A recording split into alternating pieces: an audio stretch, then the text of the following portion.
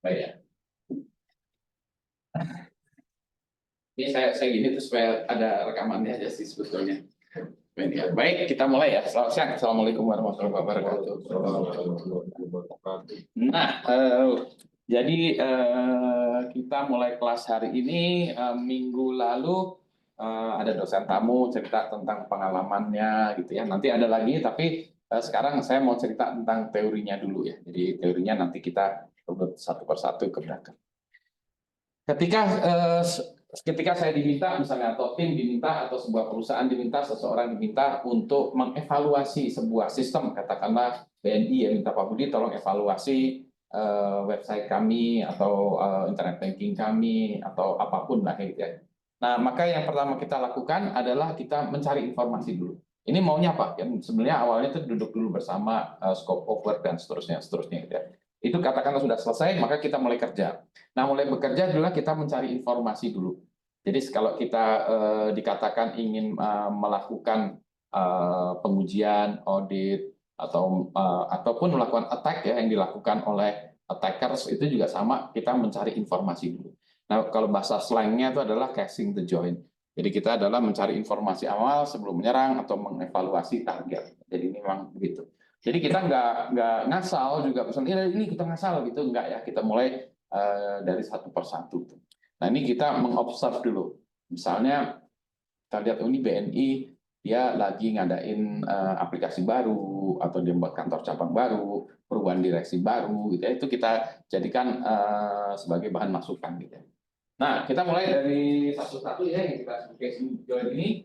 Kemudian, nah ini juga istilah yang sering dipakai juga reconnaissance ya. Jadi sama juga sih. Kita mulai preliminary survey. Nah, kita mulai sedikit-sedikit kita mulai ya surveinya nih kayak gimana nih ya. Kita mulai cari informasinya. Kayaknya kalau carinya belum bisa. Nah, ya. Jadi kita mulai ya itu. Nah, terus kemudian ada macam-macam.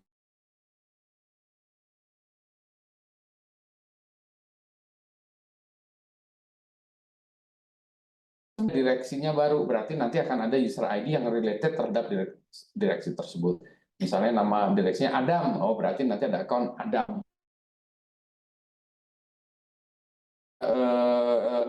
Kantor cabang baru, nah kita lihat kantor cabang baru itu dia di mana ya, fisiknya di mana, kalau ini secara fisik, secara logikal di mana, karena biasanya kalau pembukaan kantor cabang baru itu sistemnya belum diamankan.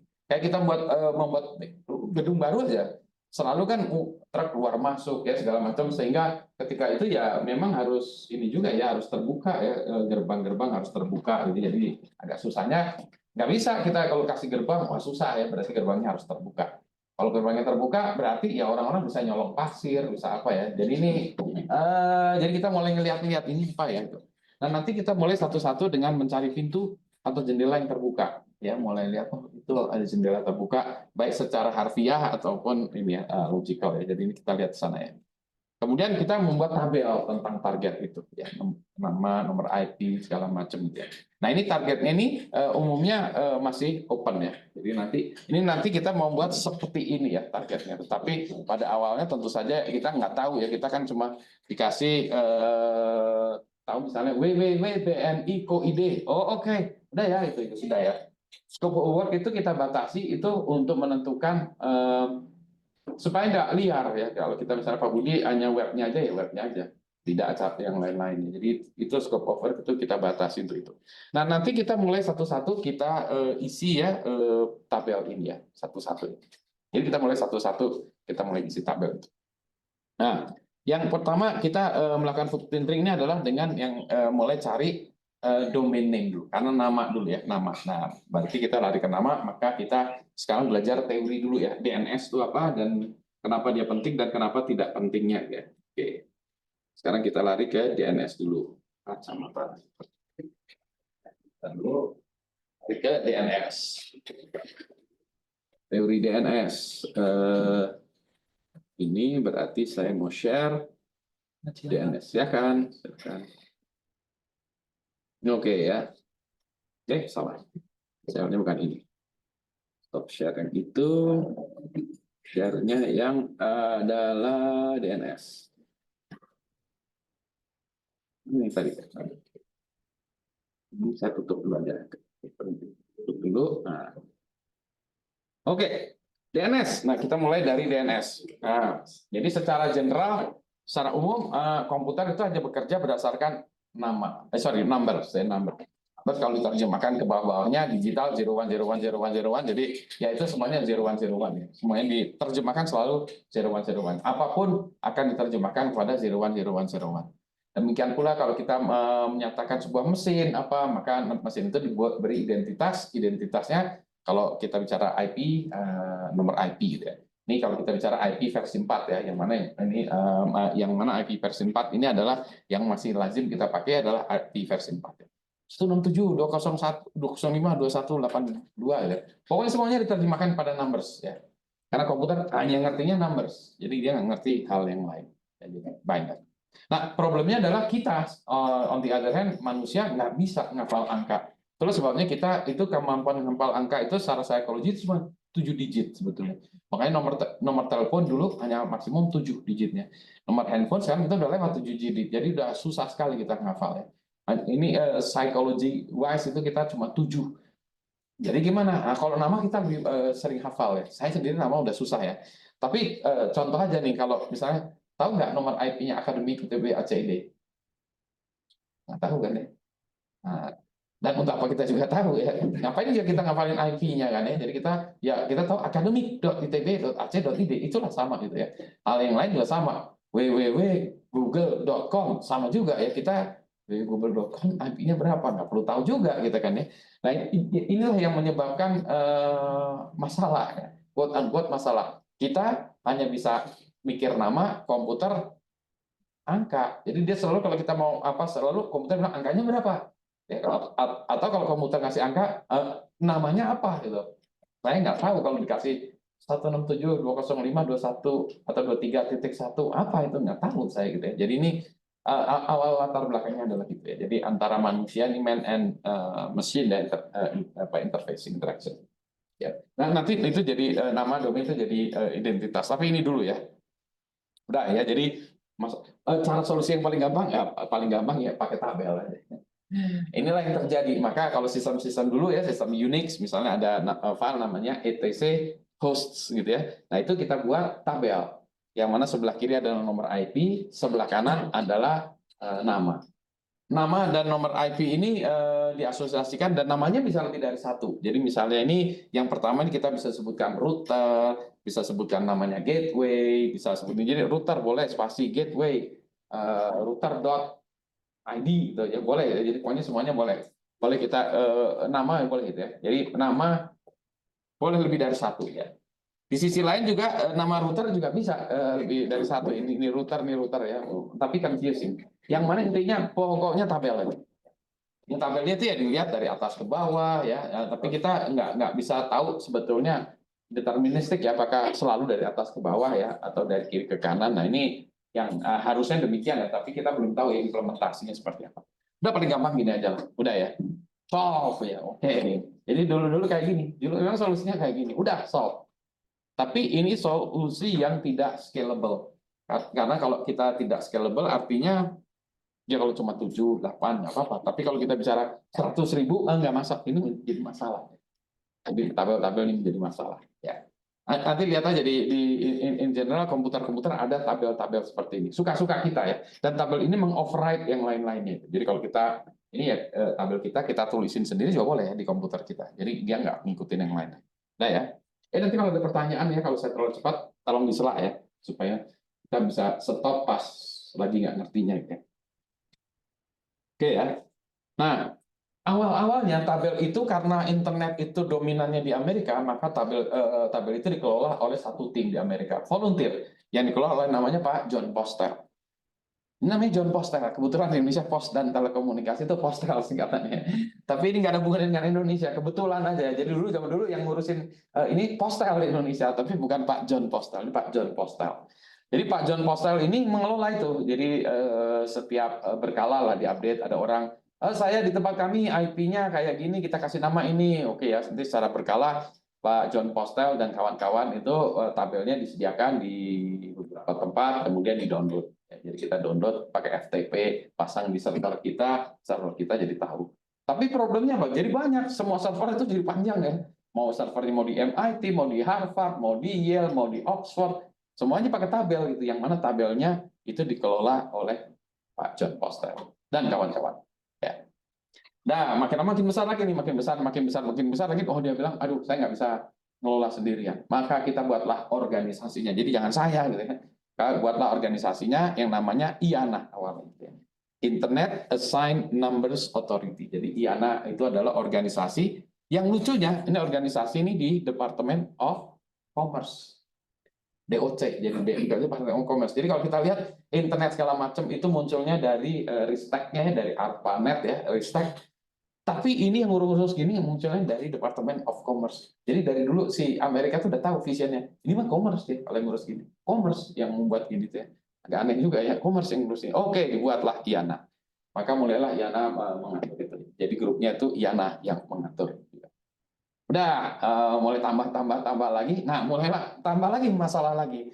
Scaling up lagi kan, problem of growing up, scaling up itu selalu itu. Ya. Muncullah perebutan nama. Misalnya, saya udah pakai router, misalnya MIT udah pakai router, Harvard nggak boleh pakai router lagi dong. Ya, udah ada yang ngambil tuh router. Saya udah pakai nama Mickey Mouse, nggak boleh lagi Mickey Mouse. Nah, saya udah pakai Jakarta, nggak boleh lagi Jakarta. Paris sudah diambil, udah gitu ya. Jadi perebutan nama favorit waktu itu, karena tabel aja kan hanya satu yang bisa ya, yang bisa boleh. Udah itu ya. Terus proses update-nya menjadi lebih cepat lagi. Wah, udah repot aja. Jadi mereka bilang, wah ini harus ada satu solusi lain yang bukan ini. There has to be something, not this gitu kan ya. Tapi apa? Ya itu waktu itu oke. Apa gitu? Maka muncullah yang namanya domain name system, domain DNS muncul. Nah, jadi gimana kalau kita pikir tabelnya dikelola secara terdistribusi, jangan oleh kami, oleh satu tempat. Oke gitu ya. Nanti siapa kalau gitu yang ngelola? Oh, yang ngelola distribusi sana itu kalau oleh satu admin. Oke lah ya. Nanti terserah si admin itu mengelolanya seperti apa. Maka muncullah implementarnya DNS diimplementasikan. Nah, nanti di dalam DNS itu tidak hanya data tentang IP saja, tapi data yang lain aja, data kunci lah, data lokasi lah, OS lah ya. Pokoknya semuanya itu bisa didistribusikan dalam bentuk DNS ya tadinya. Oke ya, udah mulai. Nah, konsepnya gimana? Konsep dari DNS. Nah, DNS itu meniru konsep surat ya. Kalau POS itu kita lihat tuh scalable POS ya. Jadi kalau misalnya ada seseorang katakanlah di mana ya, di Madison atau Michigan mau kirim surat ke saya. Suratnya Budi Rajo, Pusat Mikroelektronika ITB, Gedung PAU ITB, Jalan Ganesha 10, Bandung 40132 Indonesia.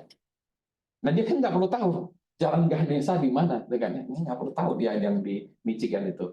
Nah, jadi gimana caranya? Oh, kalau gitu kita sentralisasikan saja. Semua surat-surat yang menuju Indonesia kita kumpulkan katakanlah di LA ya, di Los Angeles misalnya ya. Semua surat dari Amerika yang menuju Indonesia dikirim ke sana semua. Nanti di LA dia bilang, ini Indonesia. Nah, yang namanya Indonesia semuanya dikirim ke Jakarta. Jadi semua surat kirim ke Jakarta. Sampai di Jakarta bilang, ini Bandung. Kirimlah Bandung. Biasanya ada juga ya Jawa Baratnya ya, ada provinsinya. Kirim lagi ke Bandung. Bandung baru sampai kantor pos Bandung. Bandung bilang, 4013 itu Bandung Utara. Kirimlah ke daerah sini ya.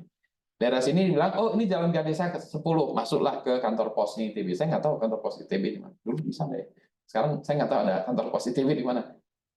Nggak tahu ada orang masih kirim suratnya. Mestinya masih ya, masih ada. Mestinya ada di kantor pos di ITB. Mestinya ada. Sampai di kantor pos di ITB, dia baca gedung PAU ITB. Oh, di sebelah sana. Kasih gedung PAU. Pusat Mikroelektronika. Oh, ini di lantai 4. Kasih lantai 4, ini Budi Rajo, taruh di meja saya. Ya, jadi mundur dari belakang. Jadi kalau sistem surat itu dari belakang, dan ini scalable. Tiba-tiba misalnya kan di sini Jalan Ganesha, tiba-tiba ada jalan baru kita munculkan, jalan ini kita ganti namanya ya, Jalan Halo Bandung gitu ya. Langsung otomatis Michigan tahu tuh. Ya, dia kan nggak perlu tahu. Jadi surat ke Halo Bandung sampai juga di sini ya. Tergantung posnya di sini kan ya, tapi intinya begitu. Makanya hebat tuh. Tiba-tiba ada Pak Pos dulu hebat tuh. Tiba-tiba ada gang baru ya. Tiba-tiba bisa aja orang kirim surat gang baru. Gimana ya proses update-nya? Jadi pos itu sebenarnya luar biasa ya. Sayang sekarang pos itu perusahaan yang hidup segan mati pun tak mau ya. Saya nggak tahu PT Pos itu kerjanya apa sekarang ya. Paketnya kan acak-acak ya, jadi kalah dia. Padahal dia dulu nomor satu ya. Di setiap kota yang besar di Indonesia pasti tempat yang strategis itu PT Pos. Kalau di Bandung kan di alun-alun ya, pasti itu. Pasti gedungnya bagus, pasti selalu di setiap kota. Ini zaman dulu gitu ya. Jadi memang begitu ya. Dan Pak Posnya itu mau jalan gang atau apa, dia dikirim. Dan ini juga mau jalannya bentuknya gang Titimplik atau jalan Ganesha atau jalan Sudirman, nggak jelas kan dari sini ya. Nggak jelas ya. Mau itu jalan mewah, gede, atau gang kecil yang masuk got dulu, ya nggak jelas di sini. Pokoknya surat sampai. Nah, konsepnya begitu. Mari kita lihat DNS. Maka DNS dibuat begitu juga. Dibuat dari belakang juga. Oke, jadi ceritanya, nah ini dia. Setiap domain atau setiap subdomain itu memiliki satu server yang mengelola database-nya. Nah, itu database-nya dikelola di satu mesin yang namanya name server. NS, itu sebenarnya name server. Ya. Nah, yang tadi yang top level domain yang mengelola itu IANA. Tadi IANA dia bilang. Pokoknya semua IANA. Jadi kalau kita misalnya pakai web browser www.itb.acid, IP-nya berapa? Nah, sebetulnya kita nanya pertama kali itu www.itb.acid itu di belakangnya itu ada dot sebetulnya. Dot. Top level domain, dot, itu kita nanya ke IANA. IANA. Nah, jadi kita nanya ke IANA. IANA, saya pengen tahu yang ngelola atau name server dari .id itu siapa? Ya, NS. Nah, IANA itu menyebar berapa mesin ya yang dia kasih nama dan dia kasih IP ya. Jadi IP-nya misalnya ada ini namanya A root name server, B root name server, C gitu ya. Yang penting IP-nya ya. Kita tanamkan di tempat mesin kita adalah root name server itu adalah 198.4104 ya. Oke ya. Kita tanya ke dia, hey, root name server, .id itu name servernya apa? Dia jawab, .id itu ya, name servernya adalah BDNS ID, IP-nya sekian. Nah, kita nanya lagi, oke, kalau gitu, BDNS ID, IP sekian, ACID itu name servernya apa? Dijawab lagi, ACID adalah name servernya, kebetulan sama ya. Kebetulan ini boleh sih, terserah name servernya. Udah, oke. Saya tanya lagi, BDNS ID, ITB ACID itu name servernya apa? Dijawab, NS1 ITB ACID 167.205.231. Oke, NS1 ITB ACID atau 167.205.231, WWW ITB ACID, IP-nya berapa? Dijawab, 167.205.599. Oke, maka web browser kita, oke, saya udah dapat IP-nya, saya connect ke IP tersebut. Gitu. Jadi prosesnya itu di belakang layar ini tedious ya, jadi kalau kita www jadi dia gitu lagi. Nah, ini proses ini kita sebut namanya resolving ya, meresolve dari nama ke nomor IP ya, resolving. Oke, coba lagi gitu.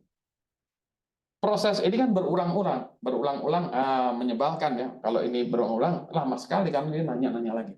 Maka ada proses yang namanya caching ya, untuk menyimpan memori berapa domain yang terakhir kita cek atau kita query. Misalnya kita taruh 1000, 15.000 atau berapapun ya, pokoknya ada cache, sehingga kalau kita query www.itb.acid yang kedua, maka dia nggak ngecek dulu, dia ngecek ada nggak di cache, ada, dibaca di cache, supaya prosesnya jadi cepat. Jadi proses caching gitu ya, cepat.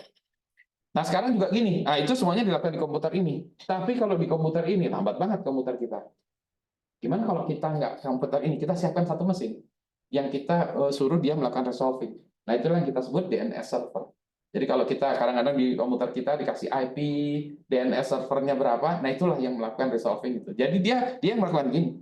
Tapi kita nggak perlu, jadi kita tanya aja ke dia, IP ini sekian, BWTB-ACID, IP-nya berapa? Oh, dia meresolving ini. Ini aslinya. Dan dia bisa punya cache yang lebih gede karena kita memang servernya kita gunakan untuk melakukan resolving. Jadi semua di sini ya kita ngarahkan ke DNS gitu ya. Nah, sekarang tentu saja ini DNS yaitu tadi ya, dia fungsinya seperti itu.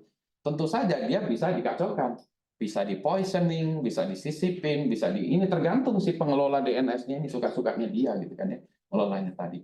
Nah, kalau dia bilang misalnya www.itb.acid apa? Nggak ada gitu. Dia suka-sukanya boleh-boleh aja kan ya. Padahal ada sih sebetulnya, tapi salah satu di sini misalnya NS1 bilang nggak ada, ya udah. Jadi ya ini terserah yang pengelolanya. Itulah yang dilakukan ketika di Indonesia melakukan filtering. Jadi filtering itu ini kan DNS di Indonesia diwajibkan semua DNS itu mengacu ke internet positif. Di situ diarahkan seperti itu. Jadi dia nggak resolve. Jadi kalau kita misalnya mau Reddit atau apa, nggak resolve dia. Nggak ada tuh Reddit gitu. Karena si DNS-nya bilang nggak ada tuh. Pokoknya kalau ada yang minta Reddit, kasih aja nggak ada. Ya, no, nggak resolve. Atau misalnya domain apa, HTI gitu ya. Misalnya pemerintah melarang HTI. Domain HTI nggak resolve aja gitu ya. Pornografi nggak resolve aja gitu. Jadi itu bisa digitukan. Di ITB juga bisa melakukan gitu ya. Tapi ini tergantung yang otorita ya. Jadi ini ITB ACD ya dia cuma boleh ngelola domainnya adalah ITB ACD gitu ya. Jadi prinsipnya seperti itu. Ya, rekursif seperti itu. Nah, IANA mengelola ini, nah yang lain-lainnya itu tadi dia distribusikan. Dan untuk setiap second level domain, dia meminta seorang pemerintah, grup, atau apapun untuk mengelola. Jadi suka-suka itu. Nah itulah saya dulu mengelola .id. Jadi bos saya dulu, John Postel itu. Jadi Pak, ini saya ditunjuk, kamu mengelola domain .id. Nah ini jadi belakang ini suka-suka saya aja gitu ya. Kalau saya nggak suka dengan ITB, hilangin aja ITB, nah, hilang ya. ITB nggak ada, nggak ada. Nah, ya. Ada pertanyaan dulu ini sebelum kita. Ya. Bagian iya. Iya. Secara fungsi apa perbedaannya sama misalnya hapnik gitu? Ya, nah nanti ada itu. Ya, ya ada. Ya, ya. Kalau misalkan tadi DNS-nya alamatnya dihilangin dari si DNS server, Ya. jadi kita hafal IP-nya, Nah, bisa. Kayak kita nggak boleh. Misalnya kita di sini ada di pinggir jalan, di situ ada tempat judi di sana ya, ada tempat judi gitu ya. Jadi kantor pos kasih tahu, kalau ngirim alamat ke rumah itu jangan nggak ada gitu. Tempat judinya masih ada sih sebetulnya. Kalau ada orang tahu GPS-nya sampai juga pakai di situ. Tapi kalau saat jalan nggak ada. Kayak akses Reddit kita tahu IP-nya bisa aja. Bisa ya kalau kita tahu ya. Nanti ada implikasinya juga sih sebetulnya ya. Nah implikasinya membuatnya tidak ada tuh nanti ya kalau kita bicara tentang port dan lain sebagainya, itu problemnya adalah kadang-kadang satu IP itu digunakan untuk multiple domain. Jadi kalau dikasih IP dia tergantung dari konfigurasi si servernya itu. Yang default dikasih IP itu berapa gitu ya. Kalau dikasih IP aja ya diarahin ke sini. Ya nggak nyampe-nyampe juga kalau yang lain. Tapi in general sampai juga ke mesinnya tuh sampai sih. Tinggal mesinnya itu menerima atau enggak. Ada lagi. Nah, secara teknis DNS ini jalan di port 53 UDP awalnya, terus port 53 TCP juga, port 53. Nah, karena orang-orang tadi diblokir tuh, maksudnya kalau tadi ya kata pemerintah harus lewat sana. Nah, orang-orang udah deh saya nggak mau pakai DNS-nya ITB itu, saya pakai DNS-nya nomplengnya langsung saya tembak ke Google ya, DNS server resolve-nya Google 8.8.8.8 itu maksudnya gitu kan, untuk menghindari gitu 8.8.8 saat gitu. Ah udah yang ini nggak yang tadi keblokir-blokiran ya bubar jalan aja ya. Jadi kan saya langsung resolvernya ke sana, nggak ikut yang Indonesia gitu kan. Nah, akhirnya wah jadi dulu gampang banget diblokir Indonesia udah ya ganti resolvernya 888 udah selesai gitu. Nah, berikutnya lagi kata pemerintah semua port 53 harus wajib. Nah, jadi sekarang semua port 53 dari ISP itu wajib internet positif. Jadi gitu juga. Jadi kalau kita lama-lama tetap nggak dapat. Ya. Kemudian kalau yang memblokiran website judul itu kendalanya apa ya, Pak? Karena susahnya adalah itu ITB, misalnya gini ya, dia masuk ke www.itb.ac, dia nanam di www.itb.ac/judi online gitu. Kan domainnya udah www.itb.ac, tetap resolve juga kan ya. /judi online, itb.ac/judi online ya resolve aja sih. Ya pemerintah nggak bisa apa-apa kan, kalau itu diblokir ya seluruh ITB hilang juga kan ya. Jadi itu memang ya itu banyak government site yang begitu. Go ide, nah dia ditaruh di salah satu subdirectory, udah nggak bisa dipakai. Secara domain nggak bisa diblokir. Jadi port 53 tadi diblokir itu, diarahkan ke sana. Naik lagi kalau gitu. Kalau kita nggak mau melihat pemerintah, ya kita nanti ada yang namanya DNS encrypt. Kita DNS kita encrypt, kita pakai server di luar negeri. Nah itu udah nggak bisa. Ya, pemerintah nggak bisa. Karena paketnya encrypted ke luar negeri, ya udah. Jadi kita tunnelin ke luar negeri, DNS-nya kita tunnel ke luar negeri, sana udah. Pakai DNS server di sana udah. Dan nggak apa-apa. Ya, secara DNS. Ya. Jadi pemblokiran secara DNS itu menurut saya ya efektif untuk orang-orang yang nggak ngerti technical, tapi kalau yang ngerti technical mah ya nggak bisa ya, nggak bisa diapa-apain. Kecuali IP-nya nanti diblokir itu cerita lain lagi ya, tapi ini secara DNS dulu ya. Ini quick and dirty cara untuk melakukan ini. Itu juga nanti ada attack lagi yang namanya DNS spoof. Kan tadi saya nanya ini. Jadi saya nanya ya misalnya saya setup di komputer saya DNS server 167.205.23.1 ya. Jadi daripada saya nge-resolving, saya pasang dia aja minta tolong ya kamu tolong jawabin ya kalau ada ini. Nah, jadi saya nanya, www.yahoo.com atau apa? www.google.com apa gitu. Nah, kalau di sini ada server dan servernya itu spoofing mendengarkan dan dia meresponnya lebih cepat, dia bisa kasih ini. Kayak kita bilang, www.yahoo.com IP-nya berapa? Di sini langsung jawab 167.205 ini. Nah, kita bilang oke. Jadi itu kita bisa juga melakukan gitu. Spoofing ya, kita tanam aja DNS server di sini atau resolver yang jawabnya lebih cepat. Jadi dekat-dekatan, cepat-cepatan. Jadi dengan kata lain, kalau ada DNS server yang saya tahu, nah DNS servernya ini saya DOS attack dulu aja. Ya biar sibuk, kasih query aja, dia nggak mati sih, cuma kelingan aja tuh dia. Wah, jadi lambat. Nah begitu dia responnya lambat, nah begitu ada orang request query, saya jawab duluan. Jadi ada salah satu kita membungkam DNS server itu kita bisa bungkam. Dulu ada juga, saya lupa zamannya Presiden SBY ya, itu domain presiden sby.info atau apa, itu wah dihack segala macam. Nah yang sebenarnya nggak dihack, DNS-nya yang dihack, dipindahin diarahin ke tempat lain. Di IP-nya, jadi itu mah tetap ada, jadi pas di resolve IP-nya ke tempat yang lain gitu. Jadi DNS server. Jadi DNS server ini penting ya, karena dia bisa ngarahin ke yang mana-mana.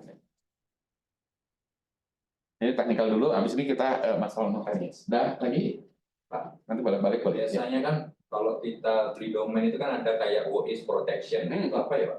Nah, nanti WhoIS ya, nanti habis ini ingetin ya, saya jawab WhoIS ya. Oke, nanti pertanyaan WhoIS. Sekarang kan udah bisa DNS over HTTP. Itu gitu bisa ngelewatin blok dari filter si port 53. Bisa. Soalnya kan kita pakai port 43. Bisa. Jadi apa kurang apa nggak banyak?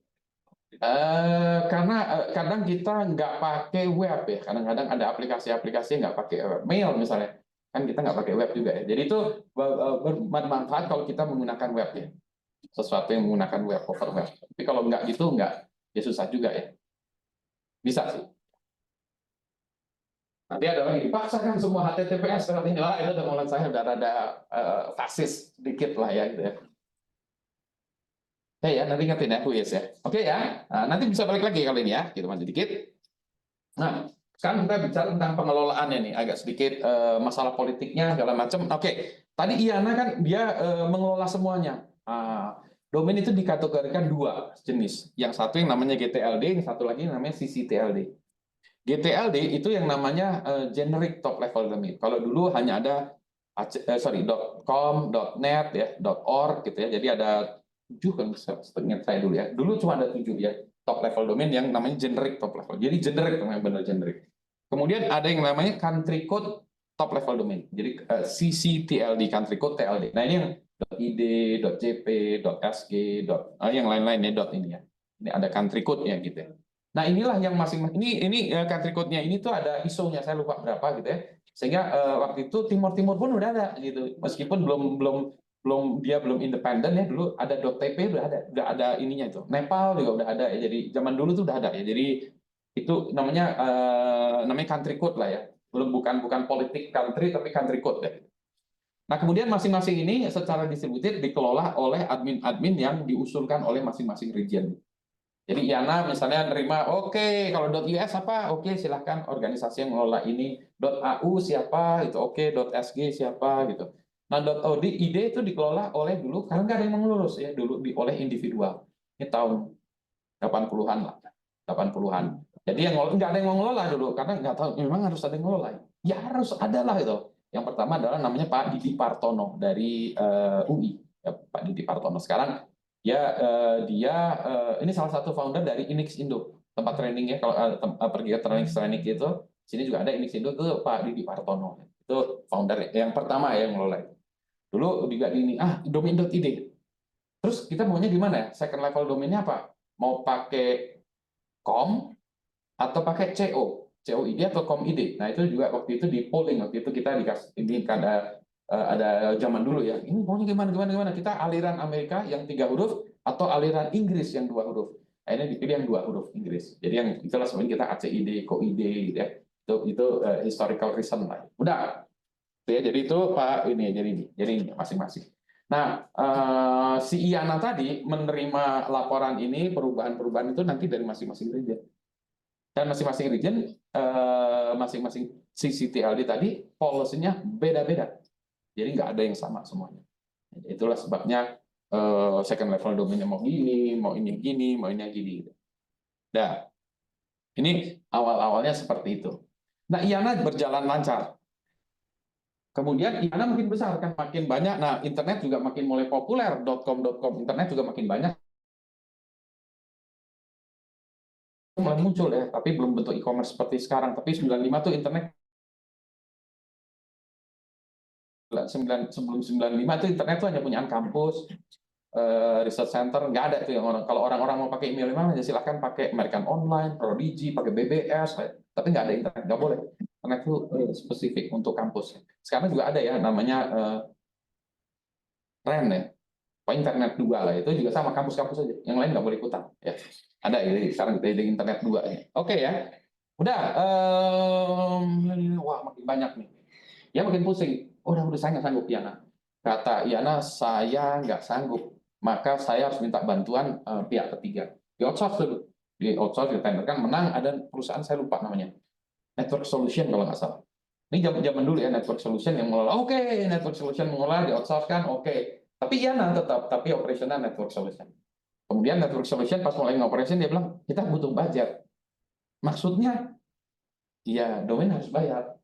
Maksudnya, nah dulu domain gratis. Jadi kalau saya mendaftarin domain, tinggal daftar aja ke Jan Postal, saya mau daftar domain ini, atau ke IANA daftar ini, kasih kamu namanya siapa, kontak personnya, alamat email, nomor telepon atau apa, ya udah selesai. Wah, kok harus bayar? Oh, bingung lah, mulai lah rusuh. Bayarnya berapa kalau gitu? Oke lah bayar ya berapa? $5, $10, 15, 25, 35, 2 tahun. Oh pokoknya ribut gitu. Udah ribut-ribut itu di sini ribut. Udah. Karena ada .com komersial, oke lah nggak apa-apa, pokoknya ribut. Tapi akhirnya diputuskan, saya lupa gitu, berubah polisinya, $15 setahun, $10 setahun ya, Network Solution, dia satu hanya yang mengelola. Oke, nah terus mulailah merembet ke sini.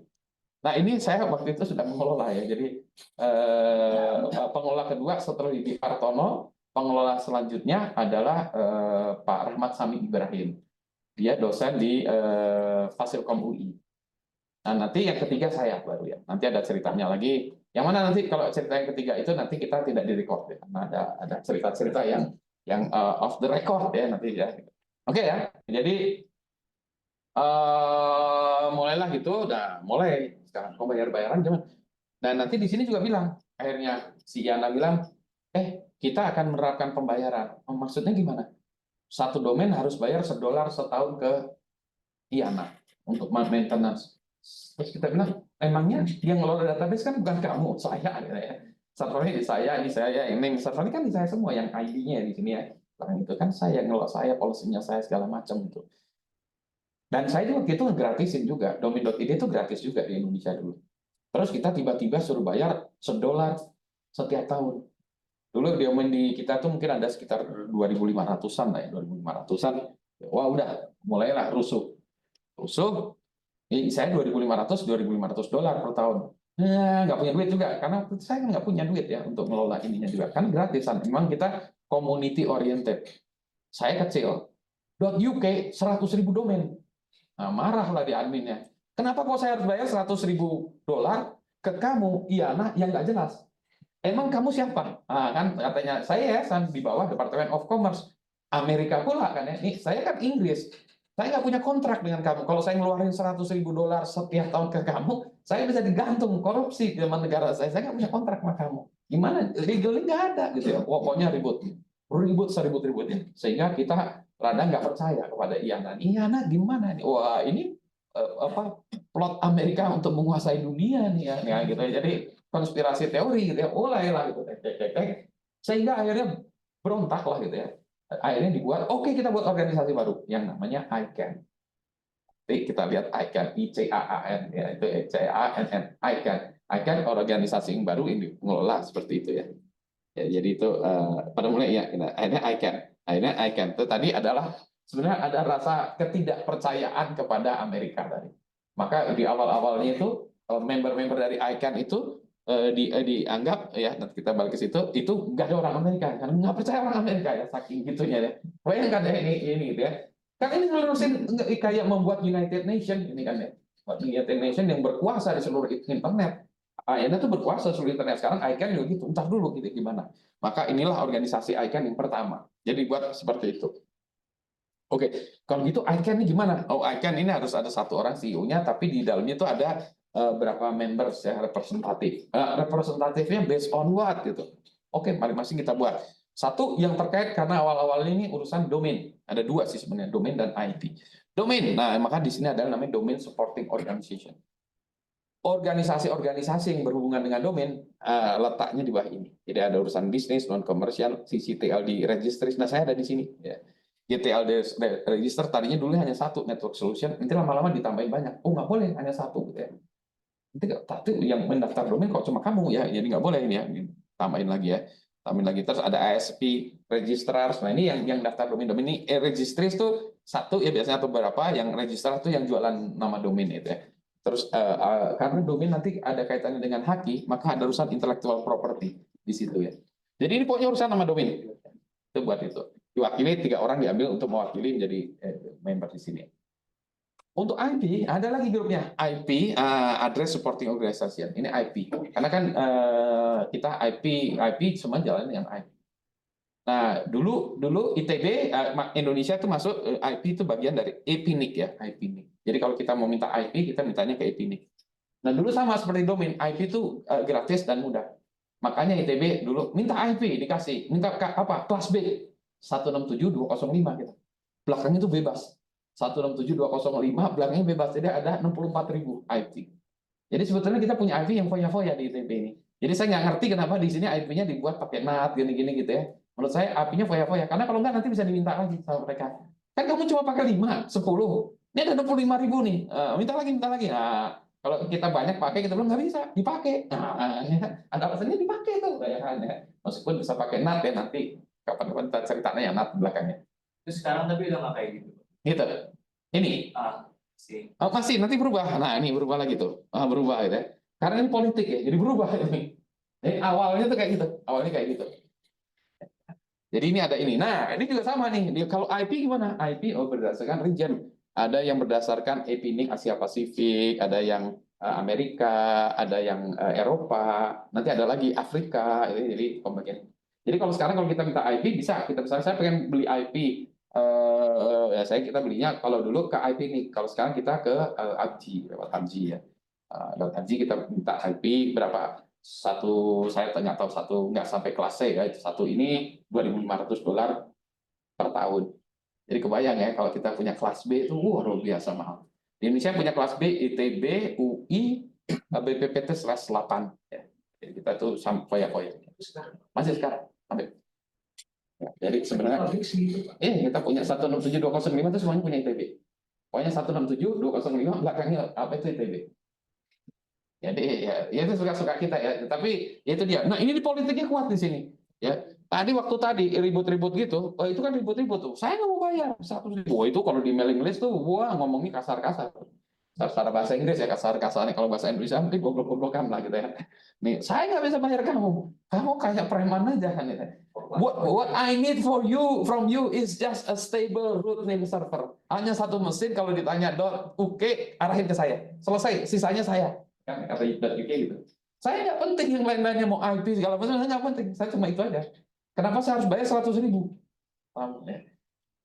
Terus kok Indonesia kalau cuma 2.500 ya domainnya sedikit kan? Sama kalau di itu kan ya. Sisanya kan urusan ini ya. Cuma pointing dari itu ke IP-nya UK, IP-nya ini kan sama bobotnya. Kenapa kok beda harganya gitu kan? Jadi nggak make sense begitu kan? Ya benar nggak make sense. Ribut lah di situ. Di belakang layar saya nego, dasar orang Indonesia.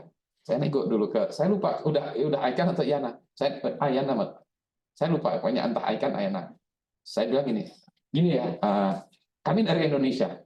Kami ingin ikut kontribusi. Kita juga bukan parasit di ini. Kita ingin kontribusi terhadap society pengembangan internet. Tapi kita kan baru, masih muda, ini belum banyak domainnya.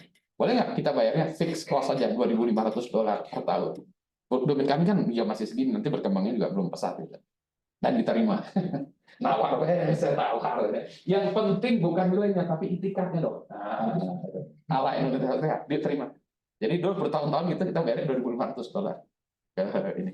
Yang lainnya tuh saya nggak tahu. Jadi kalau ini ribut-ribut, awalnya saya ikut ribut-ribut, habis itu saya berhasil nego, saya diem. Silakan ribut-ribut, solve problem, solve for me gitu ya. Nah, solve. Jadi itu ya. Jadi itu politiknya begitu. Ya ini.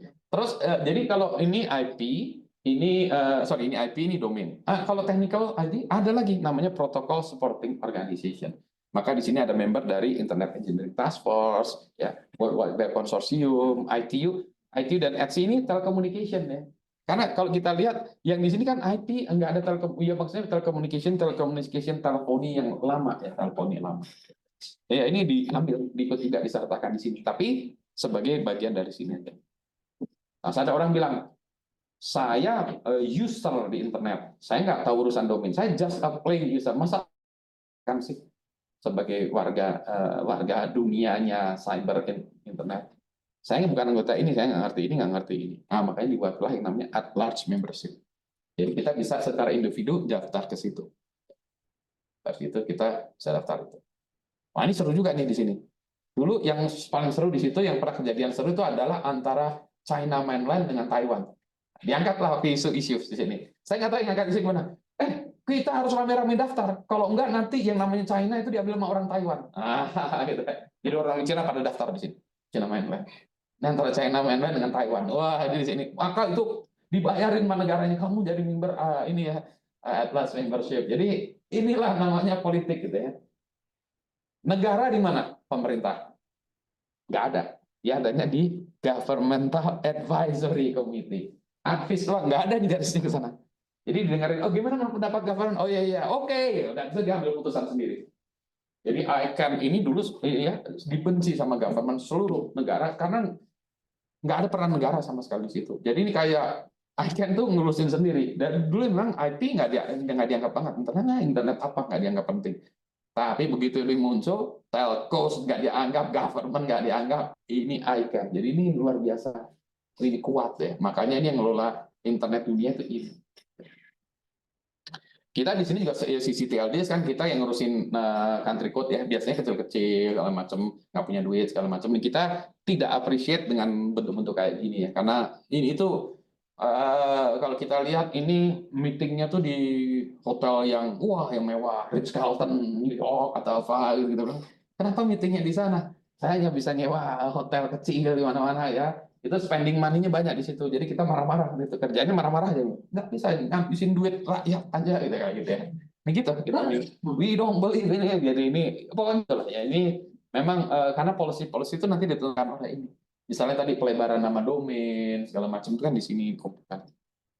Ya. Nah ini yang root server system advisory committee. Ya, jadi kita bilang yang bagi kita domain yang penting cuma ini aja. Root name server. I don't really care about the others. What we need, kata CCTLD adalah ini. Udah ya, selesai. Kita bayar $1.000 per bulan, udah selesai. Atau setahun, udah ya. Kan kita juga nggak butuh gitu. Udah ya. Terus ada macam-macamnya. Jadi ini politiknya. Ya. Nantinya berikutnya lagi, berubah lagi tuh. Saya nggak tahu sekarang kayak gimana ya. Itu kan jadi berubah lagi. Ini ada sisi NSO gitu-gitu ya. Jadi ini ya karena masalah politik sih. Ya, politik. Karena ini menentukan sekali ya. Domain. Dulu juga domain kan tidak ada yang namanya dipakai .co, .cc apa ya, jadiin .io segala macam ya, dijadiin domain yang bebas, itu nggak ada itu. Tapi itu suka-suka, dan IANA/ICANN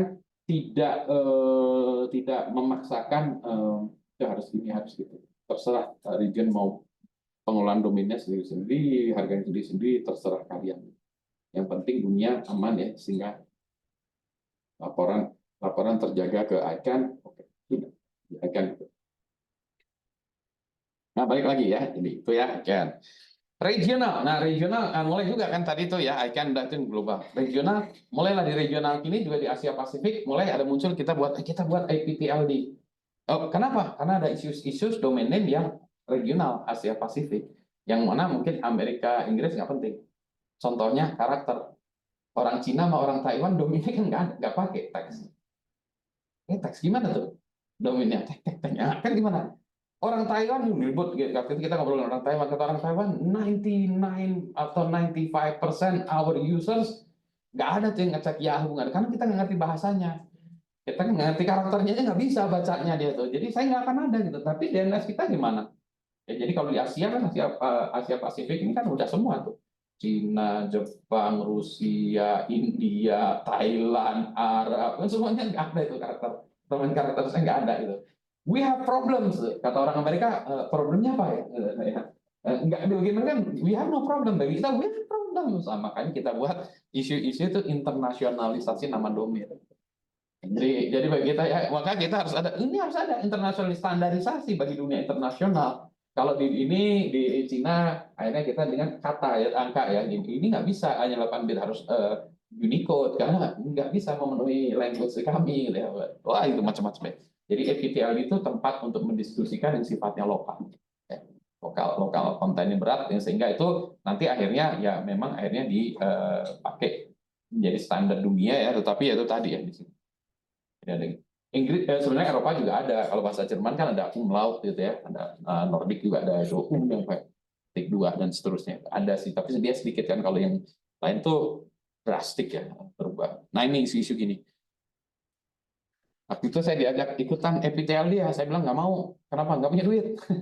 Membership lagi nanti saya ngerjain ini kan nggak ini. Jadi saya dulu, nah jadi nanti saya ceritain, saya ngerjain itu nggak nyari duit, nggak apa, saya untuk menjaga ketertiban Indonesia aja gitu. Jadi itulah ya yang saya lakukan.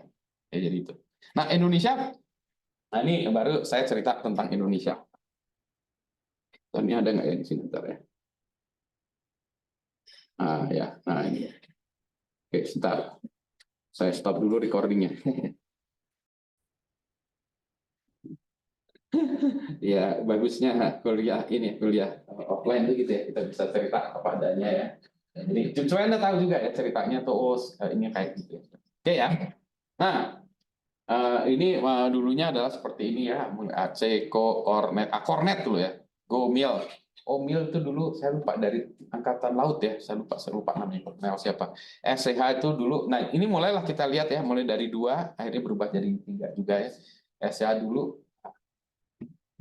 Stefanus Wartono kalau nggak salah ya, dari Atmajaya ya, dan seterusnya. Dulu warnet juga karena warnet lagi booming. Nah, kalau ini bagian ide agak nggak enak ya, tapi kalau warnet ide enak ya. Jadi kita sapi di dalam warnet ide gitu. Jadi domain.net ikut ke kanu ya, boleh. Nah, ini kan sekedar penamaan.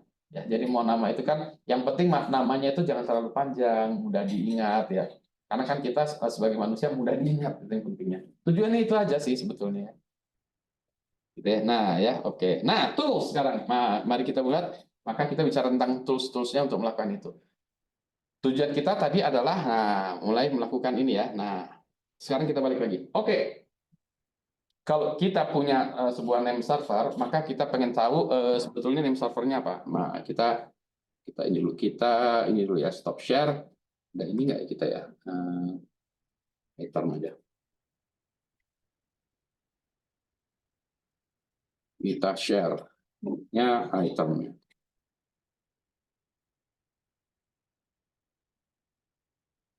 Ya, jadi item ini. Nah, kalau saya ingin pengen tahu name server dari sebuah domain, misalnya saya pengen tahu name servernya ITB itu apa aja sih? Nah, maka kita bisa menggunakan tools macam-macam di sistem Unix. Dulu yang paling terkenal NSLookup. Kalau saya lebih senang host. Ini masalah kebiasaan aja ya. Host, jenisnya query-nya adalah NS ITB ACID. Saya tanya. Oke, ITB ACID, kamu name servernya ada siapa aja? Nah, biasanya name server itu lebih dari 1. Ya. Dia ada NS1 ITB, NS2 ITB, DNS1 pandi.id. Jadi ini ada 3 ya. Sehingga kalau yang 1 mati, di-handle oleh yang kedua mati, di-handle oleh yang ketiga. Jadi itu ya, jadi DNS itu biasanya tuh harus lebih dari 1. Kalau DNS-nya ada 1, berarti ini yang setup DNS nggak ngerti. Dia harus redundant. Ada pertanyaan? Belum ya? Jadi kita lihat. Nanti soalnya ada PR. Ya.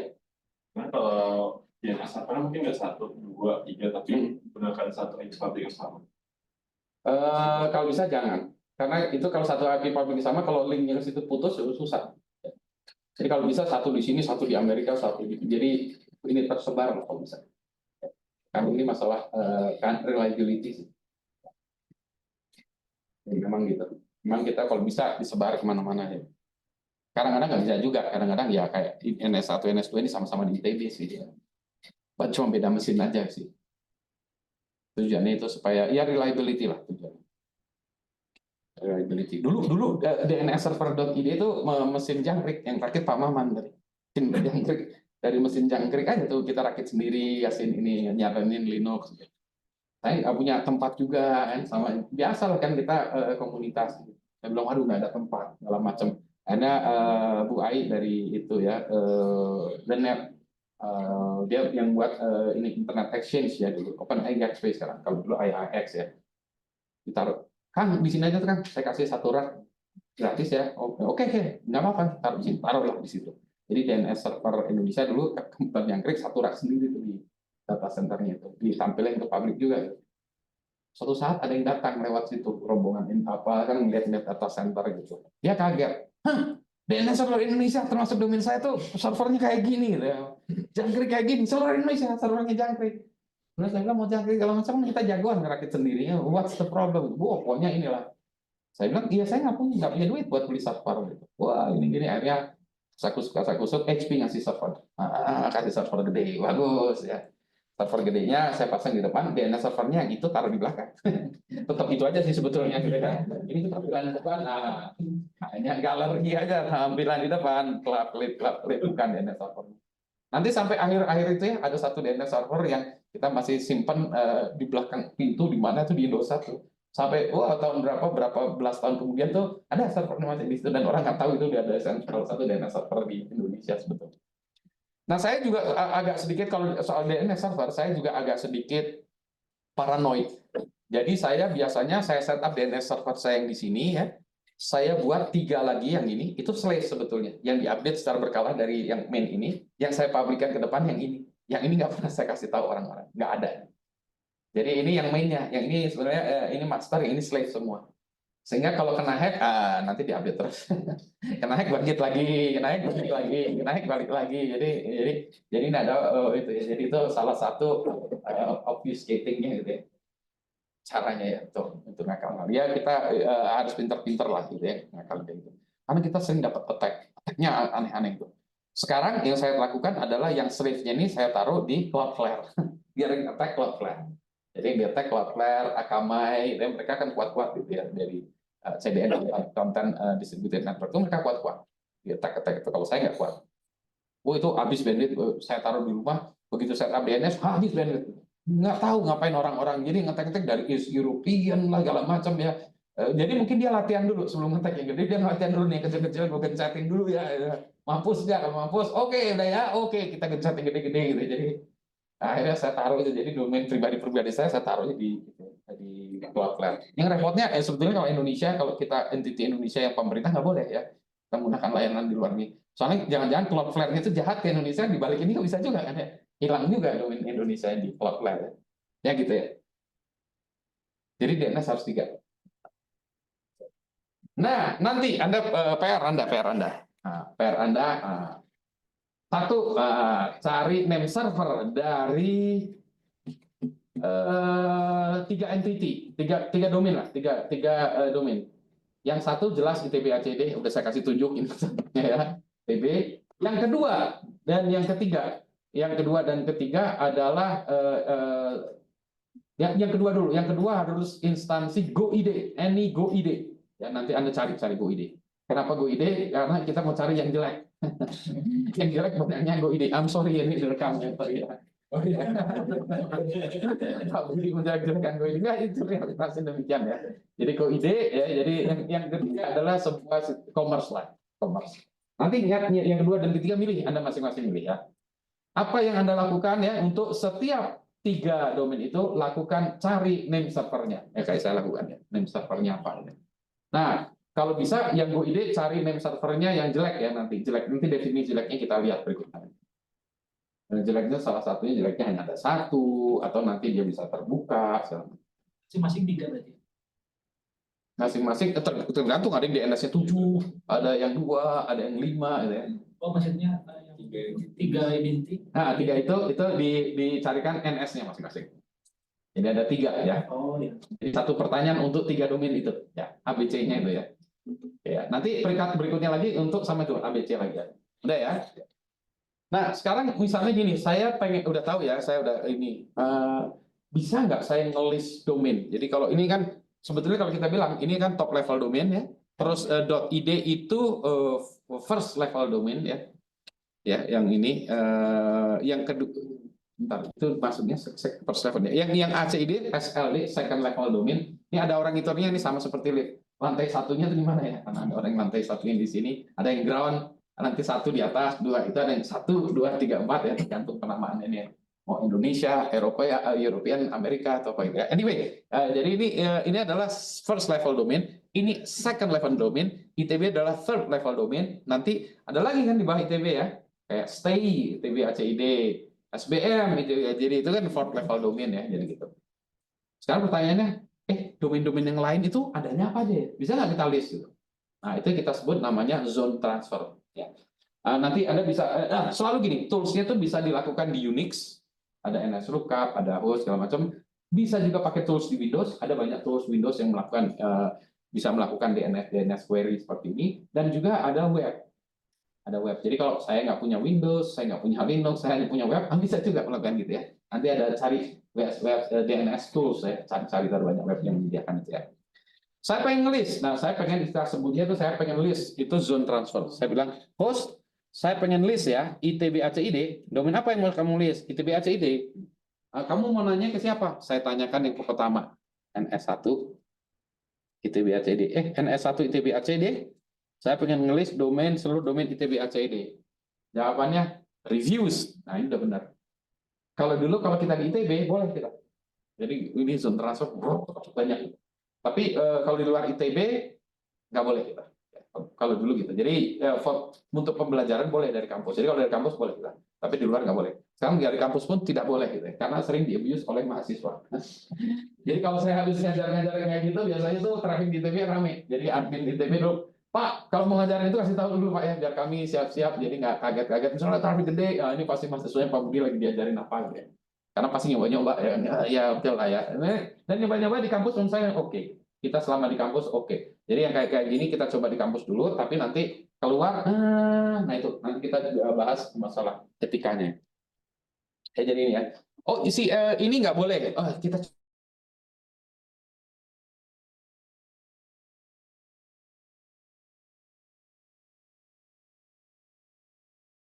coba juga ya. Kenapa nggak boleh? Karena gini. Kan saya melempar ini satu paket ya, saya melempar query itu satu paket.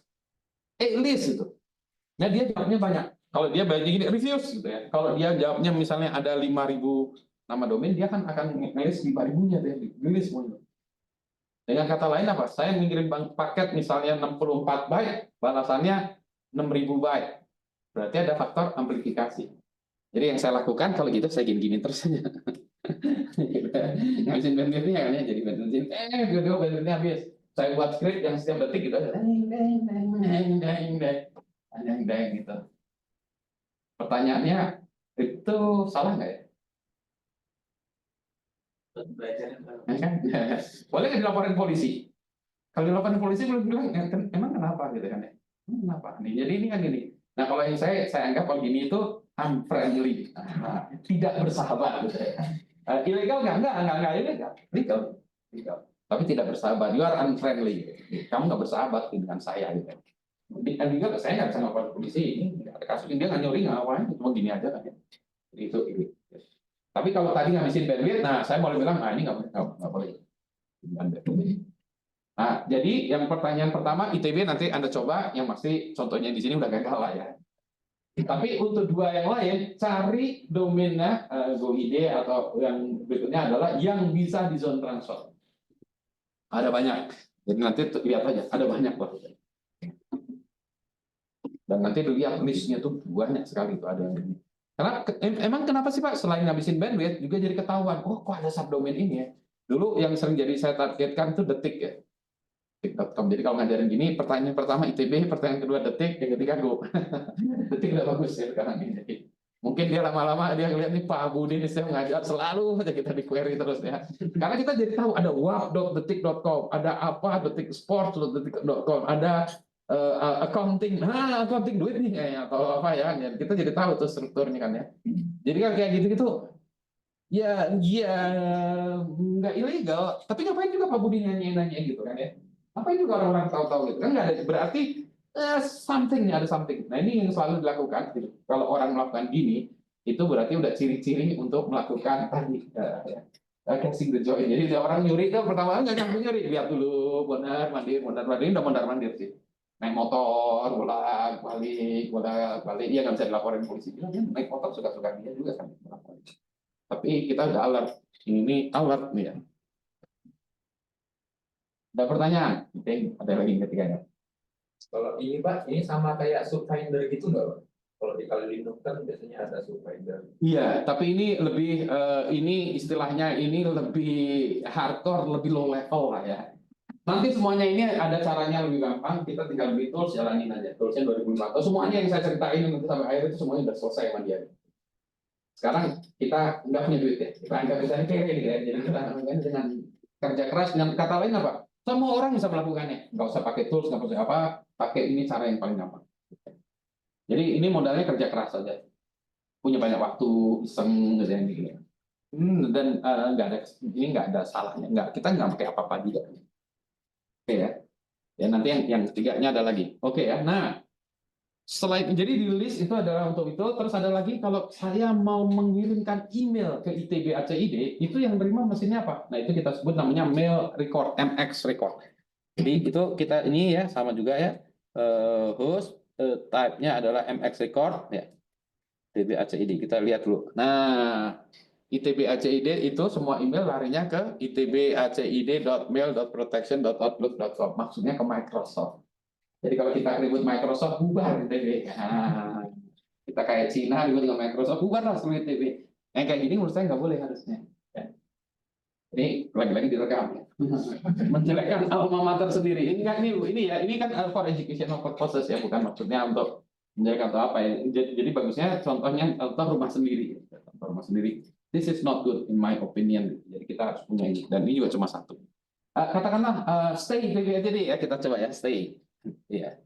Stay ITB ACID. Nah, memangnya ada beda. Nah, ini internal nih. Ada dua.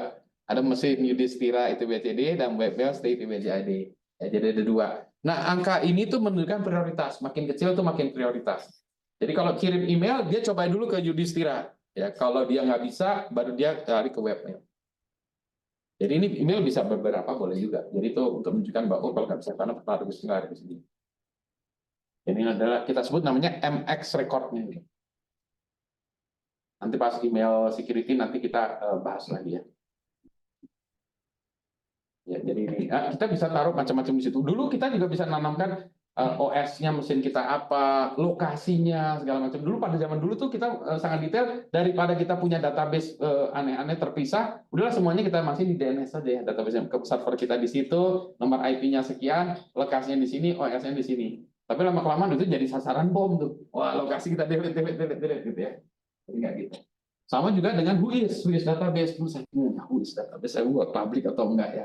Nah, itu masalah policy juga sih. Kalau di publik nanti bisa di-abuse orang-orang, segala macam. Jadi dulu whois saya tutup. Waktu saya sambil saya bingung, karena policy bagusnya gimana ya. Jadi kalau ada yang mau nanya, saya pemilik nama domain ini, nanya aja. Silakan tanya ke tempat kami, nanti kami jawab. Jadi itu untuk memfilter juga. Karena kita nggak tahu polisi yang bagus gimana itu. Ya. Ada pertanyaan lagi? Nah, sekarang kan kalau tadi ya saya misalnya query ke DNS ya, misalnya saya ini host ITB ACID yang jawab NS1, misalnya saya tanya ITB ACID, oke NS1 jawab ini, udah berikutnya lagi dia udah masuk cache ya, NS1 nggak perlu jawab karena udah di caching di mana-mana ya udah. Nah, ada lagi saya, gimana kalau saya nyari gini host X1 ITB ACID, nah kan nggak ada kan ya, nyari domain yang nggak ada. Ini berarti ketika saya query gini, saya nanya ke resolver saya atau nanya langsung, nanti si resolver atau saya nanya langsung ke NS1 ITB ACID atau NS2 atau tadi ya, salah satu DNS server. Dia bilang nggak ada di tempat kami. Oke. Kalau nggak ada, nah saya tanya lagi X2. Nah, gitu. Tujuannya adalah saya sebenarnya ingin membuat name servernya aja. Saya query dengan yang kita sebut namanya random label DNS query attack. Jadi kita buat itu. Jadi kita query aja terus sehingga DNS-nya mampus gitu ya. Karena dia kan ini nggak akan di cache kan ya. Kan baru masuk cache gitu. Ini query baru masuk cache. Ini saya generate random aja, karakter random. Pakai script sedikit ya. Kita udah bisa aja mau buat random aja. Kita ambil buat hash ya dari MD5 hash atau apa tadi random aja lah ya. 1 2 3 4 5 6 terus aja dia terus aja diputar aja terus ya gitu ya. Jadi DNS-nya itu kerja keras terus gitu. Durasinya Pak. Cache itu ada durasinya tergantung kita setup di cache-nya itu dan kontennya. Misalnya cache-nya 10.000 ya kita penuhin aja cache-nya. Karena kalau dengan gini kan kita bisa isi terus 1 2 3 4 gitu lama-lama sama si cache kan dia nggak tahu. Ini jangan-jangan mau dipakai ya sama dia di cache ya. Sama dia di cache. Sama dia di cache ya kan. Siapa tahu ada yang nanya berikutnya lagi kan ya. Jadi kita di satu sisi nge-tag itunya juga yang name server, kedua nge-tag cache-nya. Saya lupa waktu itu ada mahasiswa S2, saya dulu waktu itu membuat proteksi terhadap serangan random ini label attack, di mana kita menghadapi serangan terhadap itu. Dan ini kalau saya lakukan query-nya dari mesin saya 1. Kalau saya query-nya dari mesin saya 10, nah, kali 10 kan ya. Nah, kalau 100 kali 100, kalau 1000, itulah sebabnya ada orang-orang yang meng-take over mesin-mesin itu, dilakukan setelah mereka take over, dilakukan query DNS ini, hancurin. Jadi misalnya dulu yang sering itu tuh adalah yang populer-populer, misalnya ini Champions Cup kan ya, Champions Cup kan lagi ini ya, webnya kita tag aja, gitu. Domainnya dihilangin. Jadi dengan cara itu DNS servernya itu dia tag sehingga query-nya habis segala macam. Nah kita misalnya take over mesin di mana, kamu query DNS server ya, terus ya take over mana, kamu query DNS server ya. Jadi itu distributed denial of service attack terhadap DNS server. Ini yang dilakukan. Jadi kuat-kuatan aja. Waktu itu ada juga nanti kita pas lagi email ya, nanti ada spammer yang DNS-nya di ini ya diproteksi di mana-mana. Terus spammernya marah, digencet balik itu yang bandwidth-nya dia 1 tera. Kita kalau digencet 1 tera kita bilang ya sudah, silakan gitu ya kita udah nyerah aja sudah. Kita memang beda kelas ya, sudah. Kayak kita ada ajak tinju sama siapa? Mike Tyson gitu ya. Tyson datang, yuk kita berantem. Kita kan ngalah aja Mas itu. Apa kami bisa ya ngalah ya. Ampun. Ya saya mau dibully aja silakan lah udah. Percuma juga mau melawan juga ya udah tahu kita nggak punya apa-apa. Ini sama gitu. Jadi ini DNS infrastructure yang kritikal yang iya sebetulnya cuma gitu-gitu aja fungsinya tapi kritikal ya karena kalau kita mesin nggak bisa dapat nomor IP dia nggak bisa konekkan nomor IP. Mesin web servernya jadi tenang-tenang aja tapi nggak bisa domainnya jadi nggak akan ke situ kan ya. Jadi ini yang tujuannya adalah mematikan layanan DNS. Silakan, ada pertanyaan lagi. Nanti saya lupa lagi yang ketiga apa ya. Ada 3 pertanyaan untuk kasus tadi ya. Zone transfer, jadi tadi NS, zone transfer, terus satu lagi apa ya? Ya itu dulu lah ya. Kalau dulu ada lagi yang sayangnya sekarang kita nggak bisa ya. Dulu saya mau nanya berapa port level domain di ITB, karena sekarang kita nggak bisa zone transfer jadi nggak bisa. Jadi saya pengen tahu ya kalau stay dihitung 1, stay SBM apa itu ada berapa tim gitu. Berarti Anda harus buat program kecil untuk melakukan query, diambil, potong belakangnya, potong depannya, ini terus diunikkan ada berapa. Jadi harus buat scripting kecil. Nah itulah kayak gini kita harus buat script kecil. Itulah sebabnya biasanya kalau attacker dia buat script, pintar-pintar buat programming, tapi programmingnya bukan buat aplikasi, tapi buat scripting karena untuk melakukan ini. Kan ini bagian dari casing to join-nya. Ada pertanyaan? Masih tentang DNS. Kita balik lagi DNS. Ya, jadi DNS. Nah, nanti di dalamnya bisa dimacam-macamin lagi ya. Nah, serangan tadi sudah saya cerita ya, zone transfer seharusnya dibatasi. Ya, jadi karena tadi faktor amplifikasi dan kebanyakan data yang terlalu banyak bocor gitu ya, jadi nggak terlalu menarik gitu ya. Ini saya belum share. Udah ya? Oh, udah ya. Oke. Nah, ini tadi yang saya ceritakan tentang DOS terhadap DNS ya. Jadi ini DNS servernya, si attackernya pakai menjalankan botnya ngambil take over ini, yang ini jadiin bot semua ya. Terus kemudian dia yang melakukan request ke sini ya. Jadi ini habis saja bandwidthnya diserang sama ini yang tersebar di mana-mana. Sininya tidur, si attackernya tidur ya. Tinggal tungguin aja dulu. Habis itu dia setup web gadungan. Nah, kalau misalnya dia terkait dengan gambling, nah ini sepak bola ya, nah, dia pengen, waduh tim saya kalah, dia buat ini Liverpool menang terhadap PSG, tetap saat menang, habis itu dia dapat duit tutup, nah, baru dia menipu-nipu gitu ya, padahal Liverpoolnya kalah. Ya, jadi kan ya, jadi ini ya, jadi dia bisa gitu. Atau kita lagi juga gini, ini mau pendaftaran siswa baru nih, ini keluarga saya baru daftarin tapi belum siap. Oh, didosin dulu dulu, baru nanti udah siap dibuka, anaknya daftar, habis itu didosin lagi gitu ya. Udah jadi orang nggak bisa apa-apa gitu ya. Jadi ini DOS itu ini yang susah kalau DOS ini karena cara mengattack-nya demikian mudah ya, dan ininya tuh ininya susah ya ditangani. Ini tadi random label attack. Nah, dulu masalah domain itu sekarang juga ya, karena dulu domain itu harganya murah, maka orang ambil domain aja, nanti dijual lagi. Ada domain apa beli, domain apa beli, domain apa beli ya, dia namanya the cyber squatting, ngumpulin nama domain, nanti siapa tahu ada yang mau beli, jadi jual lagi. Itu sampai sekarang masih ada meskipun tidak sepopuler dulu. Jadi ini masalah hakinya, pening ya, banyak sekali di situ ya. Ada pertanyaan sebelum ini lagi? Pak, Ya. kalau nggak salah dari Cloudflare kan ada layanan API DOS tuh Pak ya. Nah itu kan sekarang ini masih digratisin. Nah itu untungnya bagi mereka apa ya Pak?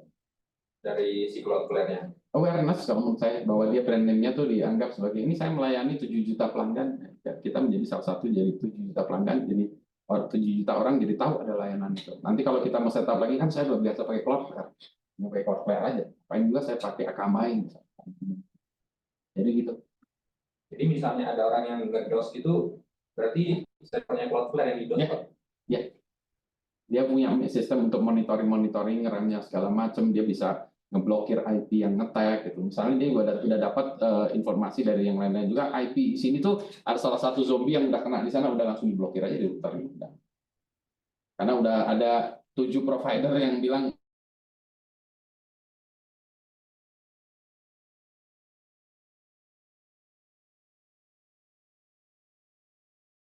tahu, langsung dikasih itu setiap update-nya setiap 10 menit kalau nggak salah. Jadi kita dapat data di zombie-zombie yang baru itu. Jadi kalau ada yang dari IP itu blokir aja di tempat kita. Kalau kita ISP gede ya.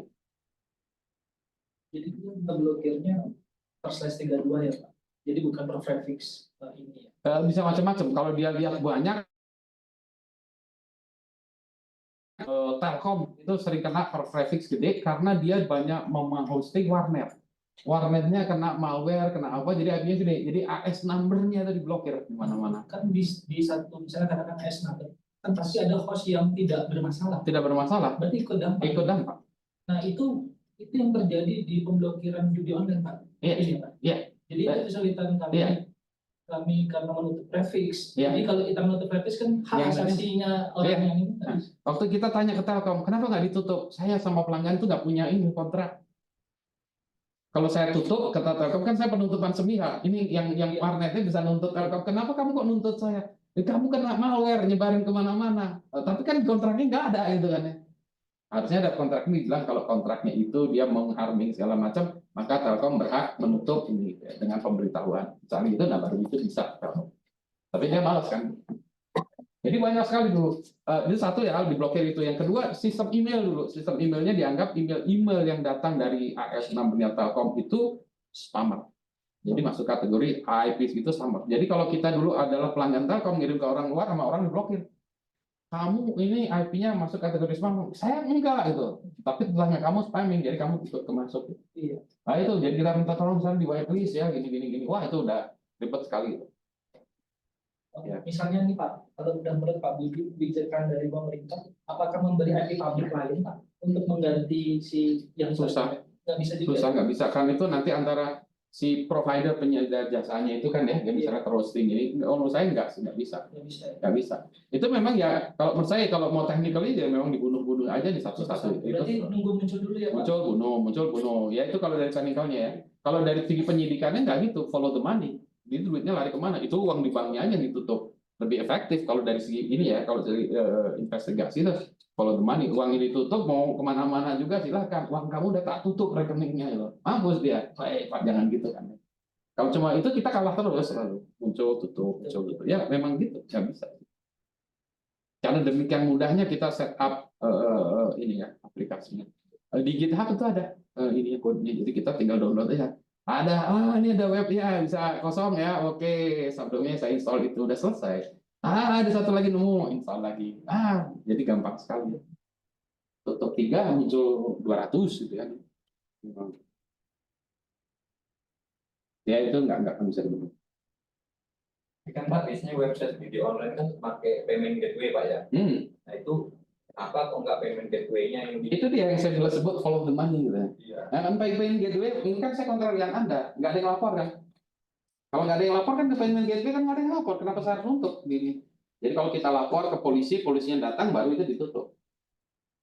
Iya kan? Kalau nggak gitu kan payment gateway dengan ini saya nggak bisa nutup dia. Atas apa saya nutup dia? Nggak ada pelaporan ke polisi yang dia baru. Kalau kayak masyarakat biasa gini Pak bisa Pak? Nggak bisa. Nggak bisa. Kata family siapa Bu Ari? Mungkin kamu temennya dia, kamu sakit hati sama dia, kamu nggak dikasih pinjam motornya, kamu ini kan ya bisa gitu kan ya? Nggak bisa.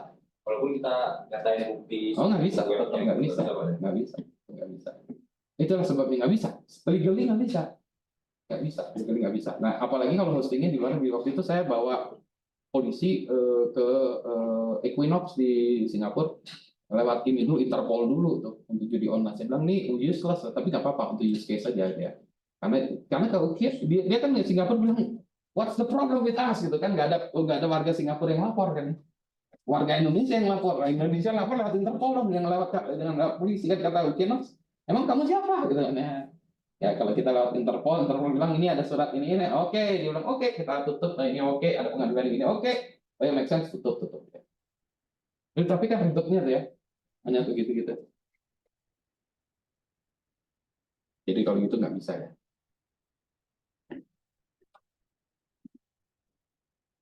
Oke, ya ini udah. Nah, kita balik lagi, ini DNS, nanti kita balik lagi nih, sebelum itu lagi ya, tadi ya Pak Eri udah tahu ya, DNS sudah saya tutup, nah nanti kita minggu depan balik lagi ke yang lainnya, ini kita kelas, hari ini sih topiknya cuma itu aja sih, tadi ya, casing the join, lanjutannya nanti jadi, nah kalau saya balikan lagi ya, DNS ya, sebentar saya lanjutkan lagi.